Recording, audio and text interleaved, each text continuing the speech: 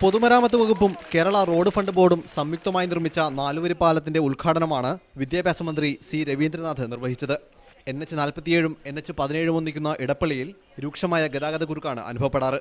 മേൽപ്പാലം വന്നതോടെ ഗതാഗതക്കുരുക്കിന് പരിഹാരമാകുമെന്ന് മന്ത്രി പറഞ്ഞു. തൃശ്ശൂരിൽ നിന്നും ഞങ്ങളൊക്കെ എറണാകുളത്തേക്ക് വരുമ്പോൾ ഒരു ഭയം എന്ന രീതിയിലാണ് പലപ്പോഴും അങ്കമാലി സെൻറ്ററും ഇടപ്പള്ളി സെൻറ്ററും ഒക്കെ കാണുക. അതെല്ലാം മാറിയാണ് ഇന്ന് ഈ മേൽപ്പാലം സമർപ്പിക്കപ്പെടുന്നത്. ഉദ്ഘാടനം കഴിഞ്ഞ തൊട്ടുടനെ പാലം ഗതാഗതത്തിനായി തുറന്നുകൊടുത്തു. അതോടെ യാത്രക്കാരും ഹാപ്പി.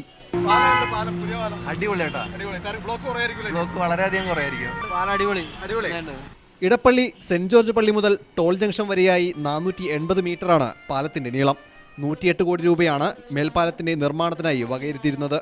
78 കോടിയിൽ DMRC നിർമ്മാണം പൂർത്തിയാക്കിയതിനാൽ 30 കോടി രൂപ ലാഭിക്കാനായി. മേൽപ്പാലത്തിന് പുറമെ ഗതാഗതക്കുരുക്ക് ഒഴിവാക്കാനായി ഇടപ്പള്ളിയിൽ അണ്ടർപാസ് കൂടി നിർമ്മിക്കാൻ സർക്കാർ പദ്ധതിയിടുന്നുണ്ട്. അബ്ദുൽ മനാസ്, മീഡിയ 1, കൊച്ചി.